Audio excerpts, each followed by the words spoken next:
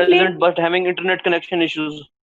जी, आप ऐसी प्लेस पे जो है वो मत बैठा करें जहाँ कनेक्शन का इश्यू है। ठीक है, क्लास का ऑलरेडी टाइम जो है मेरे ख्याल में 20 मिनट, 12 o'clock क्या करना है, अपने कनेक्शन जो है वो सेट कर लेने हैं ताकि हमारे 10 मिनट्स ही यूज हो, 20 ना हो। Okay okay ma'am. जी। और मैं अगेन जो है वो आपको बता दूं, आप लोगों ने शेल को जो है वो एज अ कंजर्वेटिव माइंड लेना है। ठीक है, ऐसा जो है आप लोगों ने क्या लेना है, स्टैटिक मूवमेंट लेनी है, ऐसी मूवमेंट जो बिल्कुल स्टैटिक है, जो मूव ना कर सके, ठोस जमी हुई सोच। ठीक है, उसने क्या किया है, हमें एंटन चेखोव ने शेल को कैसे सिग्निफाई किया है, ये क्वेश्चन बहुत इंपॉर्टेंट है, इसको जरा गौर से सुन ले। पहले शेल को उसने सिग्निफिकेशन दी है, सिग्निफाइज किया है किसके साथ, स्टैटिक और कंजर्वेटिव सोसाइटी के साथ, थिंकिंग के साथ।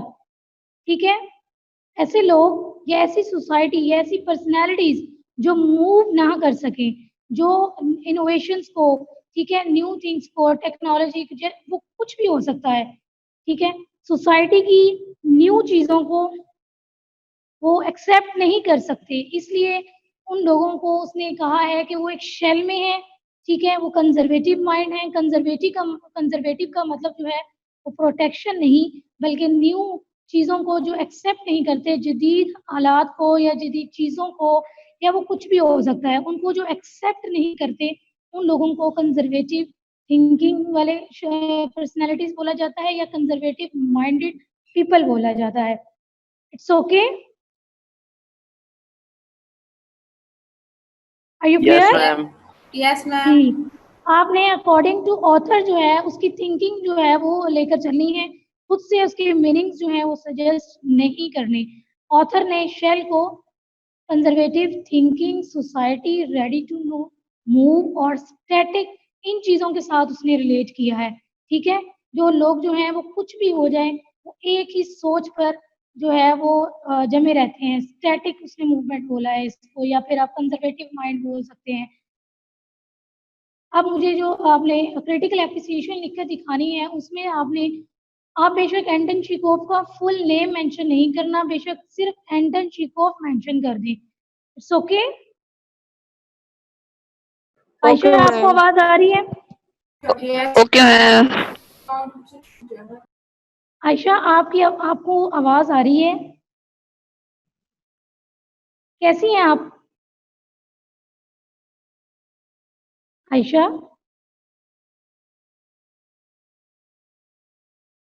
ओके गर्ल्स, आप लोगों ने अब इसकी असाइनमेंट जो है वो सबमिट करवा देनी है। देन आपको जब शॉर्ट मिलेंगे, आपने जो है उसको सॉल्व करना है इंशाल्लाह। इसमें इम्पोर्टेंट बात मुझे यही थी कि टाइटल सिग्निफिकेंस जो है वो बहुत इम्पोर्टेंट है। आपने याद रखना है कि हर स्टोरी में, ठीक है, टाइटल सिग्निफिकेंस बहुत इम्पोर्टेंट होती है।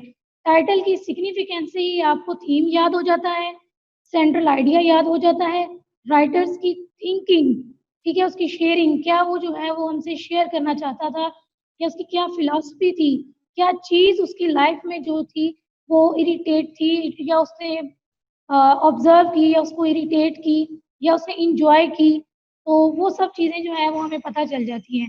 इसलिए आपने टाइटल सिग्निफिकेंस जो है वो मस्ट जो है वो याद रखनी है। Okay okay ma'am. जी, आज हमारी जो न्यू स्टोरी है, अब हम अपनी स्टोरी को वो स्लो लेकर चलेंगे। अब ये भी दिन अभी नहीं मैं कंप्लीट करूंगी, इसके क्वेश्चंस भी हम डिस्कस किया करेंगे, टाइटल, सिग्निफिकेंस और थीम्स, स्पेशली ये क्वेश्चंस। ठीक है, अभी क्योंकि आप लोग अगर फेस टू फेस अगर हम लोग होते क्लास में, तो मैं आपको थोड़ा सा गाइड भी करती। आप लोग न्यू स्टूडेंट्स हैं, तो अभी आप लोगों ने जो है क्रिटिकल एप्रिसिएशन कुछ लिखना सीखी है, और कुछ जो है वो भी बाकी है, कुछ है मिस्टेक्स जो आप लोगों ने कवर अप करनी है। ठीक है, और एक और बात, आप लोगों ने राइटिंग पे प्लीज फोकस करना है, और काइंडली प्रेजेंटेशन पे भी थोड़ा फोकस कर लें। कुछ बच्चों की जो है वो तो बहुत अच्छी है, लेकिन कुछ बच्चों ने बिल्कुल भी इम्प्रूव नहीं किया। ये वेकेशंस जो हैं ये आपके पास जो है वो चांस आपको दे रही हैं, आप लोग अवेल करें और अपनी राइटिंग को प्लीज इम्प्रूव कर लें। अपने स्टाइल को इम्प्रूव कर लें, ठीक है।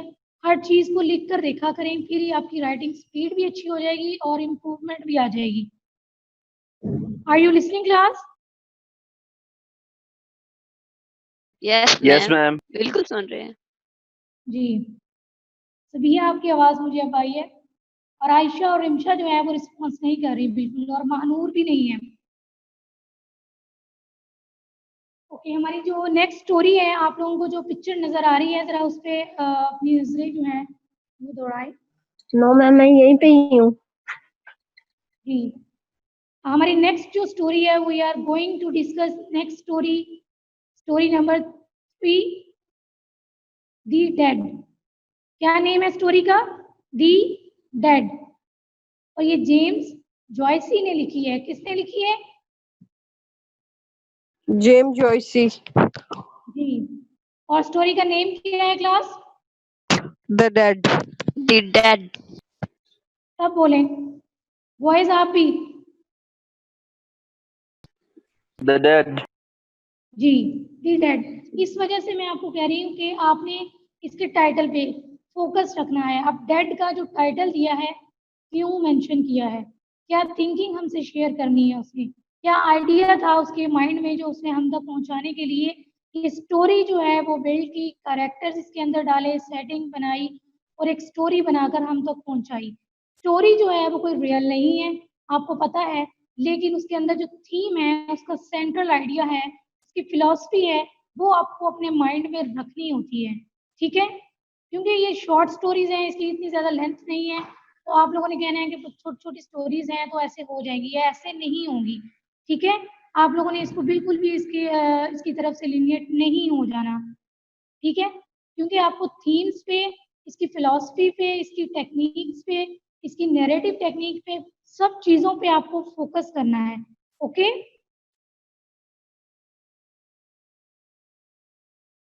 Are you listening class? Yes, ma'am. जी, अब जरा ऑथर का ब्रीफ इंट्रोडक्शन है।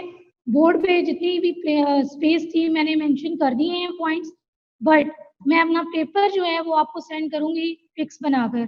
आपने वो वाला picture जो है वो, जी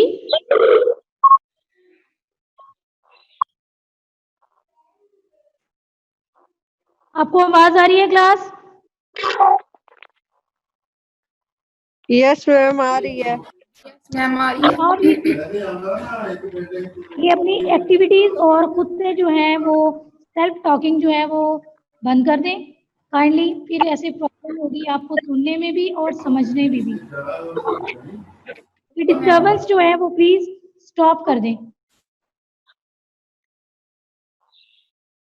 आपकी मुझे गपशप की आवाज नहीं आनी चाहिए, और से जरा जरा ये इंट्रोडक्शन जो है इस पे फोकस करें।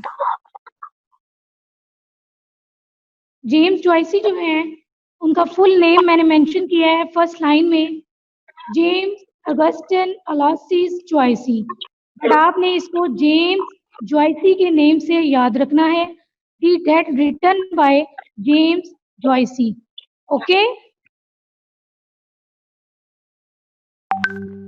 इनकी Okay, date of ma'am. Birth जो है वो मैं लिखी है 28 जो है इन्होंने लिखी है 2 फेब 1882 में आयरलैंड में पैदा हुए हैं। ये हमारे थर्ड राइटर हैं जो न्यू जो है वो कंट्री से बिलोंग कर रहे हैं। पहले हमने जो पढ़ा है वो अमेरिकन राइटर था, सेकंड हमने रशियन राइटर को पढ़ा, अब थर्ड जो है वो हम आयरिश राइटर को डिस्कस करने जा रहे हैं।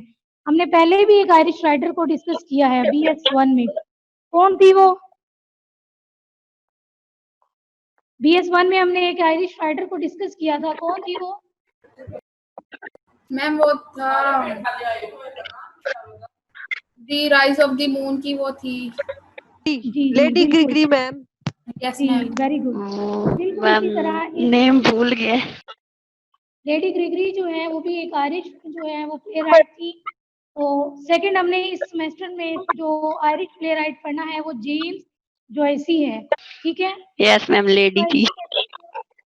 लेडी ग्रिगरी को स्टडी किया हुआ है, वो भी जो है वो इनको इनकी राइटिंग्स को बहुत ज़्यादा पसंद करते थे, ओके। नेक्स्ट जो है वो आप देखेंगे पॉइंट लिखा है कि ये आयरिश राइटर भी हैं, शॉर्ट स्टोरी राइटर भी हैं, पोइट भी थे, टीचर भी रहे हैं और लिटरेरी क्रिटिक भी थे।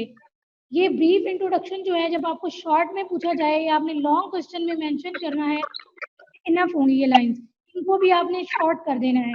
ठीक है, ये जस्ट आप लोगों के लिए इंट्रोडक्शन है, इसलिए मैंने थोड़ा डिटेल में इसको डिस्कस करूंगी।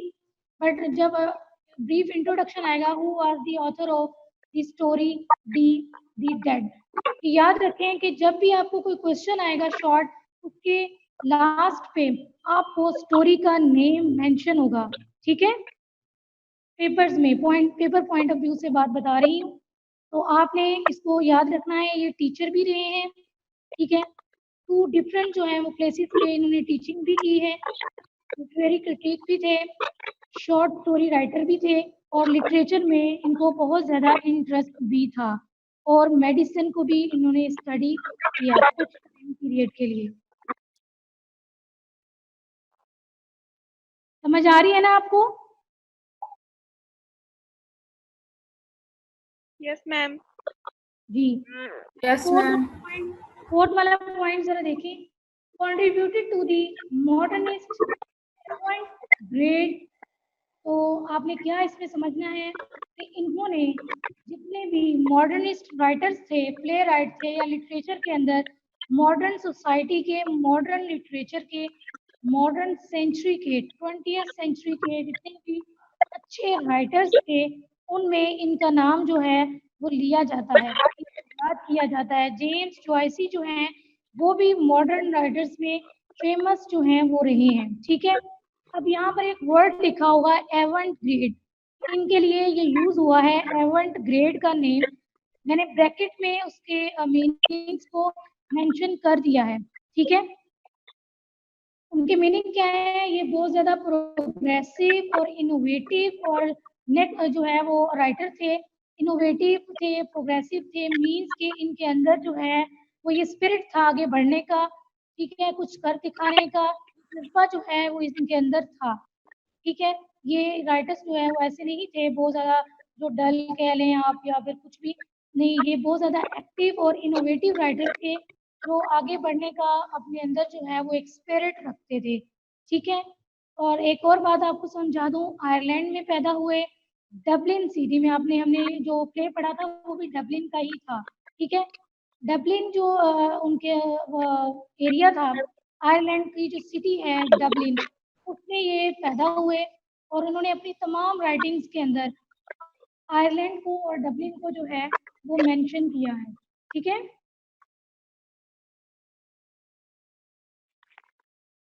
Are you listening class?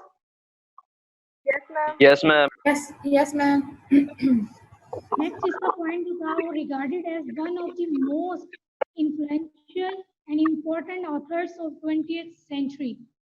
20th century के जो फेमस राइटर्स हैं, मैंने आपको ये बात पहले भी बताई है, उनमें इनका नाम जो है वो लिया जाता है। ये बहुत ज़्यादा इन्होंने फेम हासिल किया है और सेकंड आप ये पॉइंट जो है वो ऑलरेडी डिस्कस हो चुके हैं। नेक्स्ट जो बात है वो आपने गौर से ज़रा सुनी है, इनको 2 टाइप्स के जो है वो फियर्स थे, ये अपनी लाइफ के अंदर 2 जो फियर्स थे, 2 जो है वो डर इनके लिए जो है वो फोबिया बन गए। वो क्या चीज़ें थी, वो नेक्स्ट आप पॉइंट ज़रा इनका देखें। है 2 टाइप्स ऑफ फियर, आप इसको ऐसे याद कर सकते हैं कि इन्हें 2 फियर थे अपनी लाइफ में। नंबर 1 पे मैंने मेंशन किया है कैनाइन फोबिया। कैनाइन फोबिया था जेम्स जॉयसी को, कैनाइन फोबिया बोलते हैं डॉग, फियर ऑफ डॉग। ठीक है, जब भी कोई डॉग बार्किंग या डॉग का कोई ऐसा शोर, ऐसी वॉइसेस ये सुनता था तो ये डर जाता था, इसे फोबिया था।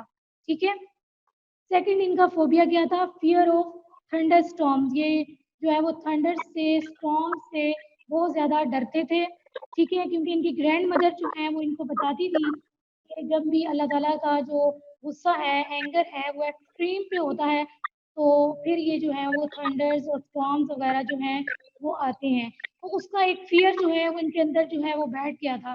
तो 2 टाइप्स के फियर्स थे, खौफ थे जो इनके अंदर जो है वो बिल्कुल जो है वो बैठ गए थे। एक जो है वो फियर ऑफ डॉग था, ये डॉग की जो बार्किंग है उनसे बहुत डरते थे। सेकंड जो है वो थंडर का फियर जो है वो इन्हें बहुत ज़्यादा इरिटेट करता था या इन्हें खौफजदा कर देता था। ठीक है, नेक्स्ट जो है इन्होंने मॉडर्न लैंग्वेजेस को स्टडी भी किया, और कौन कौन सी लैंग्वेजेस थी जो ये स्टडी इन्होंने की और जो है उनके बारे में जो है वो सर्च आउट भी किया, सीखी भी।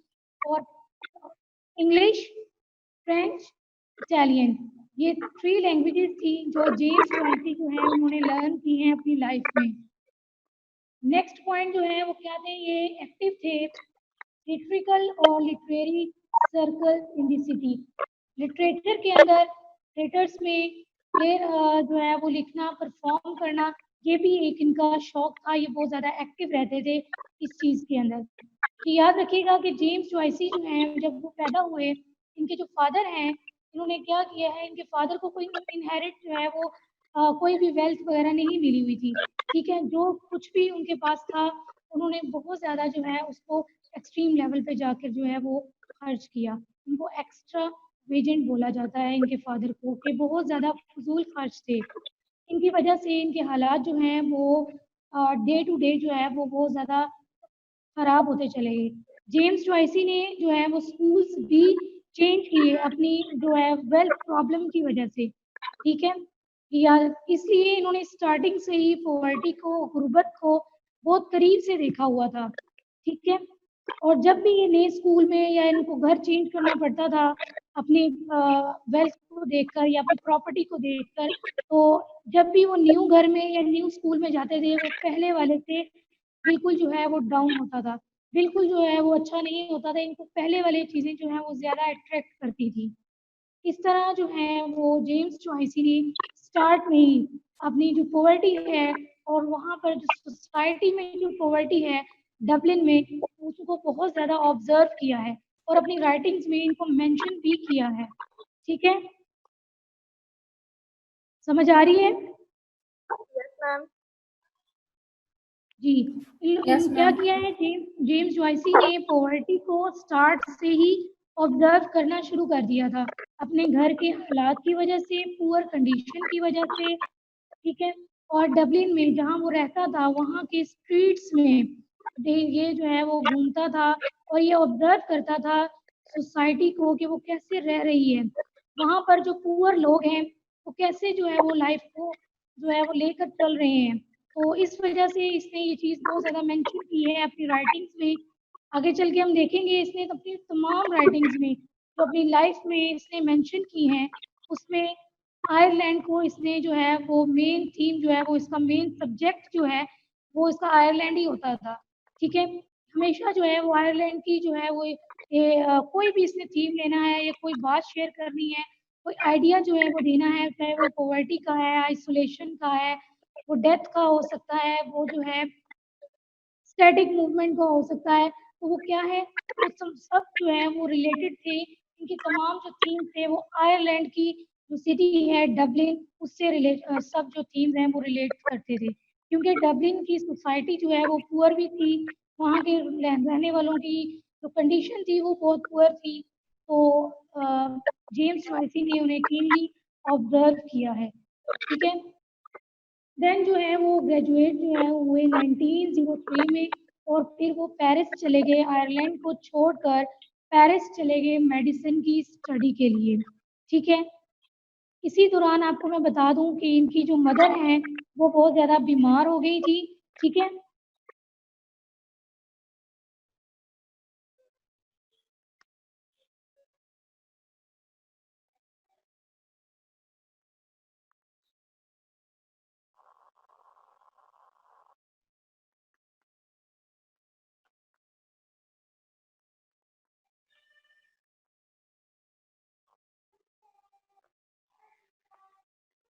नेक्स्ट जो है मैं आपको पिक्चर जो है वो शेयर कर दूं ताकि आप जो है वो उनको जो है वो देख लें कि हम लोग नेक्स्ट पॉइंट जो है वो क्या रीड आउट करना है। Okay. अब देखिए आपकी स्क्रीन पे जो है वो नेक्स्ट पेज शो हो रहा होगा, सबको शो हो रहा है? Yes, ma'am. मैंने आपको बताया कि लास्ट लाइन इसकी यही थी कि इसने आयरलैंड को छोड़ दिया और मेडिसिन की स्टडी के लिए ये पेरिस चला गया। ठीक है, और इसकी जो कंडीशन है वो डे टू डे मैं आपको बता दूं पुअर ही रही, ठीक है। इसकी कंडीशन जो है वो कोई अच्छी नहीं थी, इनके घर के हालात अच्छे नहीं थे, इनकी फैमिली भी काफ़ी जो है बड़ी थी। तो इनकी मदर जो है कैंसर हो गया था, ठीक है, वो बहुत ज़्यादा बीमार हो गई थी। तो जब जेम्स जोइसी जो है वो पेरिस चले गए, जब वहां से वो वापस आए, यहाँ से हम लोग करेंगे, he return to Ireland after a few months when his mother was diagnosed with cancer died due to this disease. क्या हुआ, जब वो वापस आए कुछ मंथ्स के बाद, तो इनकी मदर जो है उनको कैंसर था, वो डायग्नोज हो चुका था, और इनकी मदर की जो है वो कंडीशन जो है वो पुअर थी, स्टेज लास्ट थी, और वो इस कैंसर की डिजीज की वजह से जो है वो एक्सपायर हो गई, ठीक है। अब इनकी लाइफ में जो है इनकी मदर नहीं है। नेक्स्ट इन्होंने क्या किया, एक बात बता दूं, इनकी मदर जो है या इनके फादर ने, इनकी फैमिली ने जब भी इनको रिलीजियस कोई टीचिंग देना चाहिए, जेम्स जोइसी को प्रीस्टहुड की कोई बात इन्हें बताना चाहते थे, तो जेम्स जोइसी जो है उन पे फोकस नहीं करते थे, और कभी भी उन्होंने जो है वो हमेशा ही इम्पाइटी जो है वो रहे। मदर बड़ी बहुत ज़्यादा परेशान रहती थी कि जेम्स जोइसी जो हैं वो रिलीजियस पॉइंट ऑफ व्यू से कोई भी बात जो है वो नहीं पिक करते। तो इस वजह से ये कहा जाता है कि इन्होंने अपनी मदर की या फिर जो भी इनकी डेथ सेरेमनी की ड्यूरिंग डेथ सेरेमनी इनकी प्रेयर्स होती हैं या ये जो भी करते हैं उसमें जो है वो जेम्स जोइसी ने खुद जो है वो शिरकत नहीं की, ठीक है। वो जेम्स जोइसी जो है, क्योंकि वो उनको कभी इंटरेस्ट ही नहीं रहा किसी भी रिलीजियस एक्टिविटी से, वो हमेशा इससे दूर ही रहते थे। अब इनकी मदर की डेथ हो चुकी है, डेथ सेरेमनी में इन्होंने कोई प्रेयर वगैरह में जो है वो शिरकत नहीं की, बिल्कुल पार्टिसिपेट नहीं किया, नहीं आए। और फिर जो है वो इनकी लाइफ में एक टाइम आता है, क्या था, 1904 में इन्होंने एक बुक जो है वो पब्लिश करवाई थी, वो फेमस जो है वो इनकी बुक जो है वो कंसिडर की जाती है। उस बुक का नेम मैंने मेंशन किया है, a portrait of the artist as a young man. ये बुक जो है वो पब्लिश करवाई, लेकिन कुछ क्रिटिक्स ने जो है वो इसको रिजेक्ट भी कर दिया, और फिर जो है इसको फेम जो है वो बाद में मिली है, ठीक है। इसी सेम ईयर में 1904 में वो एक लेडी से मिलती हैं। वो लेडी जो है वो किसी जो होटल है उसमें, वहाँ पर वो जो है वो एज अ, आपको किसी चैम्बर में जो है वो सर्वेंट होती है या कोई जॉब, वो लड़की जो है, लेडी जो है वो जॉबियन होती है, ठीक है। 1904 में जेम्स जोइसी को एक लेडी जो है वो मिलती हैं, जिनका नेम जो है वो नोरा बैंकल था या बैरनकल था, आप इसको कुछ भी जो है वो प्रोनाउंस कर सकते हैं, ठीक है। इस लेडी के साथ जो है इनकी ये फ्रेंडशिप हो गई, और इनके साथ ही इन्होंने शादी कर ली, और उसके बाद वो डिफरेंट डिफरेंट कंट्रीज में उन्होंने मूव किया, डिफरेंट सिटीज़ का जो है वो विजिट किया।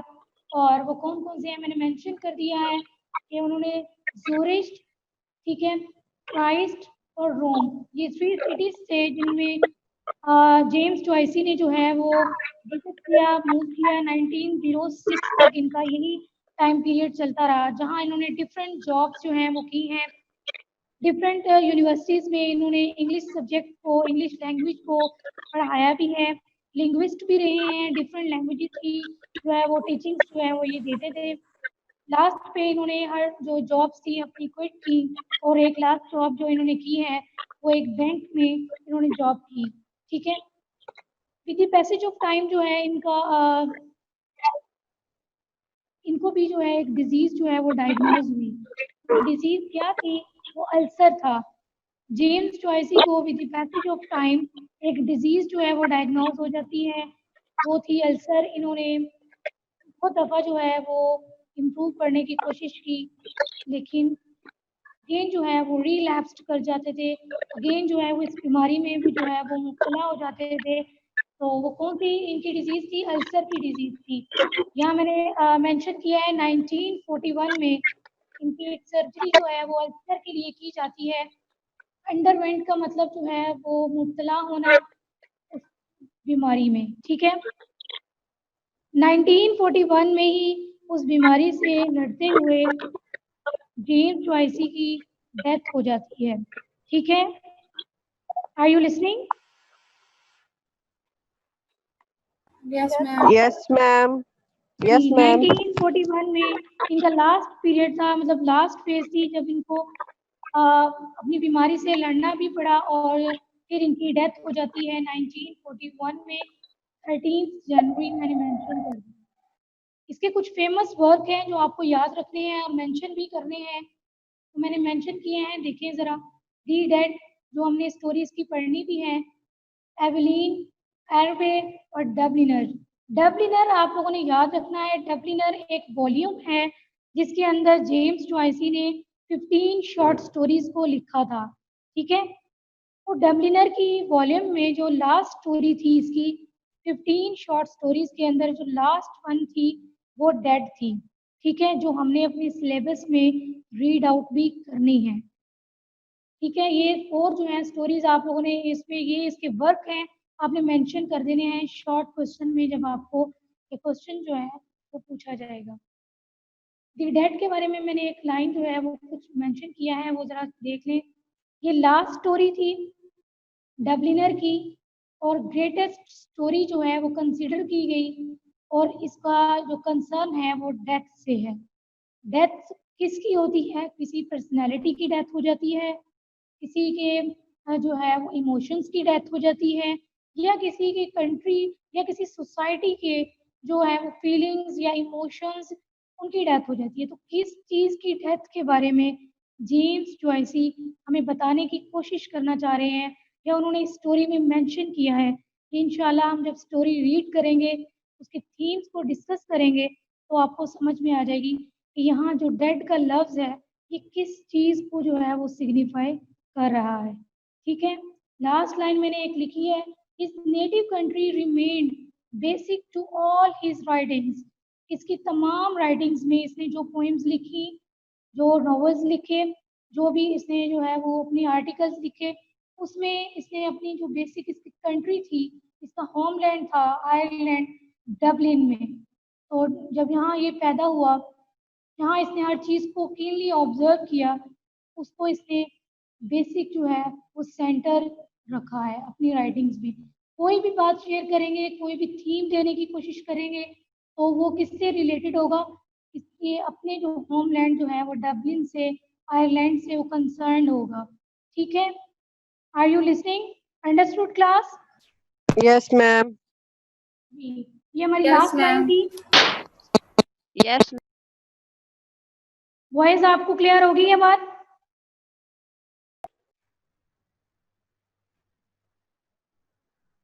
Voice, are you listening?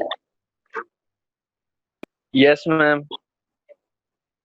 अब आपने खुद से जो है अभी क्रिटिकल एप्रिसिएशन नहीं लिखने बैठ जाना। ठीक है, अभी जस्ट जो है हम राइटर को ही डिस्कस कर रहे हैं।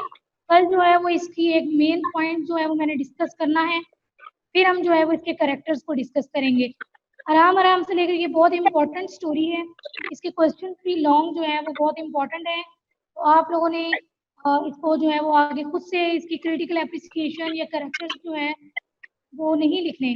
ठीक है, अभी Okay, जस्ट जो ma'am. है आप लोगों ने क्या करना है, मैं आपको जो पेज सेंड करूंगी, आपने वो दी डेट का टाइटल मेंशन करके नीट एंड क्लीन वो लेक्चर मुझे अपने रजिस्टर पे राइट डाउन करके सेंड करनी है उनकी पिक्स। मैम हमने आज का लेक्चर जो है वो पूरा जो है वो लिख लिया है। ठीक है, ये आपका Okay, टास्क है ma'am. आज का कि आपने लेक्चर को नीट एंड क्लीन लिख कर मुझे सेंड करना है। कल आपको पता होना चाहिए जेम्स जॉयसी की जो इम्पोर्टेंट टेक्निक्स या बातें जो है मैंने डिस्कस की हैं, कि इस बात को उसने क्लीनली ऑब्जर्व किया। ठीक है, क्या चीज़ उसकी लाइफ में प्रोमिनेंट रही, तो ये चीज़ें आपको पता होनी चाहिए। Okay Okay, ma'am. Okay, ma'am. अब आपका कोई क्वेश्चन है, any type of query you can ask freely. No, ma'am. Clear है सब. बकर आर यू लिसनिंग? मैं absent है भाई. Absent है भाई. भाई जो है ना वो मेरे ख्याल में इनका 2 दिन ही इन्होंने क्लास लेनी होती है। ओके, आयशा आप प्रेजेंट हैं? Yes ma'am. आयशा आपकी आवाज नहीं आ रही, अगेन बोलें प्रेजेंट। यस मैम, प्रेजेंट हूँ। कैसी हैं आप, कहाँ थी? मैम बस मोबाइल खराब था इसलिए अटेंड नहीं कर सकी। जी, आपने अब पहली 2 स्टोरीज जो है ना वो लास्ट पे पढ़नी है, ठीक है? Yes ma'am. जी, अभी आपने मेरे साथ मतलब कि ऐसे ही चलना है सीक्वेंस से ही, जैसे हम स्टोरीज पढ़ रहे हैं। तो 10 स्टोरीज हैं जो हमने कंप्लीट करनी है अपने क्वेश्चंस और थीम्स के साथ। तो आपने वो करते जाना है। लास्ट पे जो है वो मैं आपको सेपरेट जो है वो पहली 2 स्टोरीज जो है वो टीच कर दूंगी, ठीक है? Thank you ma'am. जी, अब अली जैन आपका कोई क्वेश्चन?